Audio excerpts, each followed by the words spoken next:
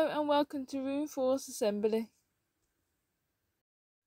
The UNICEF rights which will be covered in this assembly are as follows. Article 2, which relates to non-discrimination, as the Convention applies to every child without discrimination regardless of their ethnicity, gender, religion, language, abilities or other status, whatever they think, say or their family background. As well as Article 30, which relates to children from minority or indigenous groups. The Convention indicates that children and young people who belong to minority groups should have the right to share their culture, language and religion with other people. This assembly will look at Black History Month. But what is Black History Month? Well, Black History Month celebrates people from African and Caribbean backgrounds and their contribution to British history. This year's theme for Black History Month is Sharing Journeys, and will involve sharing stories about the lives of people who came to Britain in the 19th and 20th century to create the foundations for our diverse Black British community. Now we're going to look at the Windrush Generation. Who are the Windrush Generation?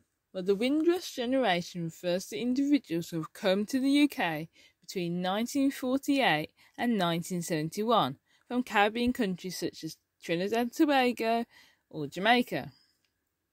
These people from these islands came over to England to help the UK with labour shortages after the war. The ship, the MV Empire Windrush, docked in Tilbury on the 22nd of June 1948. Whilst you watch this video, have a think about how it felt to be a Black British person in the 19th and 20th century. Were they welcomed? Were they treated equally? Have a think. Black and Asian Britons may experience racial discrimination. This is when someone is discriminated based on their skin colour or ethnic origin, whilst discrimination is when someone is not treated fairly because of their characteristics. The story which I want to share is of Harold Moody, a Jamaican-born doctor who lived in South London.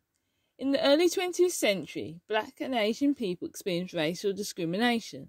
They could not find jobs or houses because of the racist laws which were in place. However, Harold Moody created the League of Coloured People in 1931, which helped stop racism in the armed forces and helped develop universities in West Africa so they can access education.